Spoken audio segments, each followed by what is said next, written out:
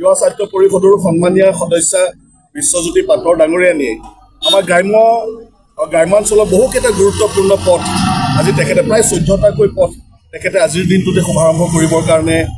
পৰিৱেশ সৃষ্টি কৰিলে। আজি আমাৰ যুৱ মৰ্চাৰ পৰা আৰম্ভ কৰি ভাৰতীয় জনতা পাৰ্টিৰ প্ৰত্যেকজন কাৰ্যকৰ্তাই আজি গোটেই কাৰ্যসূচীখিনি উলহ মালহেৰে আজি আহি যিটো পৰিৱেশ যিটো উমাল পৰিৱেশ সৃষ্টি কৰিছে মই প্ৰত্যেকজন ভাৰতীয় জনতা পাৰ্টিৰ কাৰ্যকৰ্তালৈ মই আন্তৰিক ধন্যবাদ আৰু কৃতজ্ঞতা জনাইছোঁ। আমাৰ মাজত নগাঁও জিলা বিজেপিৰ উপসভাপতি সুবৰ্ণ সিং ডাঙৰীয়া বিশিষ্ট সমাজকৰ্মী তেওঁ গোটেই কাৰ্যসূচীখিনিত সহযোগ কৰিছে। আমাৰ নগাঁও লোক নিৰ্মাণ বিভাগৰ আমাৰ SDO আমাৰ আব্দুল ৰব ডাঙৰীয়া, বিশ্বজ্যোতি পাটৰ ডাঙৰীয়ানিয়ে আমাৰ মৰিগাঁও তিৱা সাহিত্য পৰিষদৰ আমাৰ কাৰ্যবাহী সদস্য, আমাৰ পঞ্চায়ত সভানেত্ৰী আমাৰ ববিতা মেধি শৰ্মা মেধি ডাঙৰীয়ানিকে প্ৰমুখ কৰি ভাৰতীয় আমাৰ নগাঁও জিলা ভাৰতীয় জনতা পাৰ্টিৰ জনজাতি মৰ্চাৰ সভাপতি সঞ্জীৱ দেউৰী,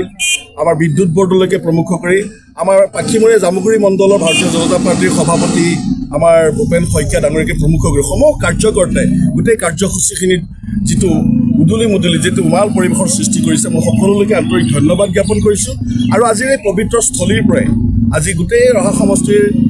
আৰ্থ সামাজিক ব্যৱস্থাটো উন্নয়নক সন্মুখৰ পৰা নেতৃত্ব দি এই কামখিনি কৰাৰ ক্ষেত্ৰত যিগৰাকী মহান ব্যক্তিয়ে আমাক এইখিনি অৰিহণা আগবঢ়ালে এইজনে হৈছে অসমৰ জনপ্ৰিয় মুখ্যমন্ত্ৰী ডক্টৰ হিমন্ত বিশ্ব শৰ্মা ডাঙৰীয়া। তেখেতক আজি পবিত্ৰ স্থলীৰ পৰাই সমষ্টিবাসী সমূহ ৰাইজৰ হৈ আন্তৰিক ধন্যবাদ আৰু কৃতজ্ঞতা জ্ঞাপন কৰিছোঁ। কেইবাটাও আচলতে পথৰ লগতে উন্নয়নমূলক কামৰ আধাৰশিলা স্থাপন কৰা হৈছে। মই ধন্যবাদ জনাম যিগৰাকী বলিষ্ঠ নেতাৰ বলিষ্ঠ নেতৃত্বত যিগৰাকী নেতাই ৰহা সমষ্টিৰ অভিভাৱক হিচাপে আজি উন্নয়নৰ গোটেই গতিধাৰাটোক আজি আগুৱাই লৈ যোৱাৰ ক্ষেত্ৰত অভিভাৱক হিচাপে সন্মুখৰ পৰা নেতৃত্ব দিছে সেইজন হৈছে অসমৰ জনপ্ৰিয় মুখ্যমন্ত্ৰী ডক্টৰ হিমন্ত বিশ্ব শৰ্মা ডাঙৰীয়া। আজি তেখেতৰ বদন্যতাৰ বাবে আজি ৰহা সমষ্টিত আমি ৰাস্তা ঘাট আমাৰ স্বাস্থ্য আমাৰ শিক্ষানুষ্ঠান আজি বিভিন্ন ক্ষেত্ৰত আজি আমি যথেষ্টখিনি আগুৱাই যাবলৈ আমি সক্ষম হৈছোঁ। আজিৰ দিনটোতে আমি আমাৰ যোৱা সময়খিনিৰ মুখ্যমন্ত্ৰী ডাঙৰীয়াই আমাৰ 10 কোটি টকা ব্যয় সাপেক্ষে যি আমাৰ মুখ্যমন্ত্ৰী উন্নত প্ৰকল্পৰ যিটো পেকেজ আমাক দিছিলে সেই পেকেজটো আমাৰ আপোনালোকে দেখিছে যে ডিমৌৰ পৰা আমাৰ নগাঁৱলৈ যোৱা যিটো আমাৰ ৰাজ্যিক যিটো ৰাষ্ট্ৰীয় ঘাইপথ ৰাজ্য ষ্টেট হাইৱে যিটো 37 ষ্টেট হাইৱে আমাৰ যাতায়াতী ব্যৱস্থাটো ইমান দুৰ্ভোগ ভুগিব লগা হৈছিলে সমূহ ৰাইজে। মই ধন্যবাদ জনাম যে সদৰ সমষ্টিৰ সন্মানীয় বিধায়ক ৰূপক শৰ্মা ডাঙৰীয়া আৰু আমি দুইজনে লগ হৈ পেলাই আজি মুখ্যমন্ত্ৰী ডাঙৰীয়াই দিয়া এই 10 কোটি টকাৰ পৰাই আমি 2 কোটি টকা আমাৰ যিখিনিলৈকে আমাৰ নতুনকৈ সীমা নিৰ্ধাৰণ হৈছে সমষ্টি নিৰ্ধাৰণৰ যিখিনি সীমা হৈছে তালৈকে আমাৰ ৰহা সমষ্টিৰ প্ৰায় 3 কিলোমিটাৰ আমাৰ সেইখিনি পুনৰ নিৰ্মাণ কৰা হ'ব। আৰু তাৰ পৰা আমাৰ নগাঁও কলেজলৈকে এইখিনি আমাৰ নগাঁও বটদ্ৰৱা সমষ্টিৰ পৰে আমাৰ সন্মানীয় বিধায়ক ৰূপক শৰ্মা ডাঙৰীয়াই ইয়াৰ লগত সংযোগ কৰি পেলাই এই গোটেই ৰাস্তাটো পকীকৰণৰ ক্ষেত্ৰত আজি এটা ঐতিহাসিক সিদ্ধান্ত গ্ৰহণ কৰা হৈছে। আজি সেই কামৰ শুভাৰম্ভ ইতিমধ্যে আমি কৰিছোঁ। দ্বিতীয়তে আমাৰ গৰখীয়া থান গোটেই অঞ্চল বৃহত্তৰ অঞ্চলবাসীৰ বাবে আমাৰ শিৰৰ মুকুট অসমৰ বিভিন্ন ভক্তপ্ৰাণ ৰাইজে আহি জামুগুৰি গৰখীয়া থানত বিভিন্ন শৰাই শলিতাৰে আধ্যাত্মিকতাৰে আহি পেলাই ভক্তিৰ ৰসেৰে তাত এটা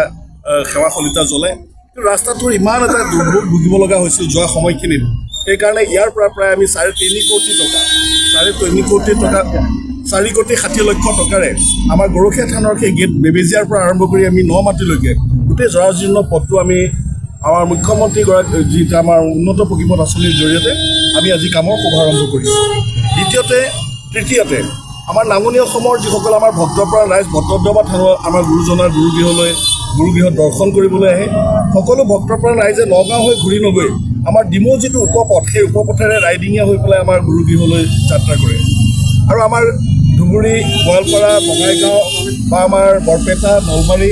পশ্চিম অসমৰ যিমানসমূহ আমাৰ ভক্তপ্ৰাণ ৰাইজ আছে আমাৰ গুৰুজনাৰ গুৰুগৃহলৈ এই ৰাস্তাটোৰে চমুকৈ যায়।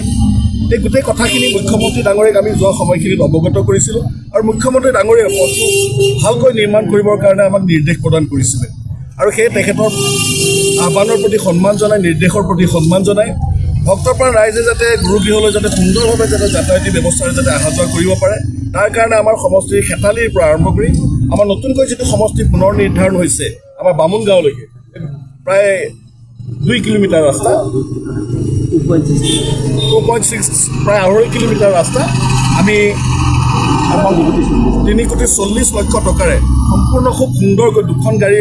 পাছ হ'ব পৰাকৈ আজি উন্নত পকীপথ আঁচনি প্ৰায় 18 ফুট দৈৰ্ঘ্যৰ আমাৰ বহল আমাৰ এই ৰাস্তাটো সম্পূৰ্ণকৈ হ'ব। এই ৰাস্তাখিনি হোৱাৰ পিছত আমাৰ গোটেই অঞ্চলবাসীৰ বাবে যথেষ্ট এটা যাতায়াতী ব্যৱস্থাটো সুচল হ'ব। আৰু এই কামখিনি আমি আন্তৰিকতাৰে শ্ৰদ্ধাভক্তি সহকাৰে এই কাৰণে কৰিছোঁ যে পূৰ্বতে এই অঞ্চলটো আমাৰ বটদ্ৰৱা সমষ্টিৰ অন্তৰ্ভুক্ত আছিলে। এতিয়া যিহেতু ৰহা সমষ্টিৰ লগত অন্তৰ্ভুক্ত হৈছে, আমাৰ বৃহত্তৰ অঞ্চল আমাৰ খিলঞ্জীয়া ভূমিপুত্ৰসকলৰ প্ৰতি আমি সন্মান জনাই আমি ঐক্যবদ্ধভাৱে যাতে 61 নং ৰহা সমষ্টিত যাতে আমি ভাৰতীয় জনতা পাৰ্টীৰ আমাৰ যিটো শক্তিশালী স্থিতি, আমাৰ মুখ্যমন্ত্ৰীগৰাকীক যাতে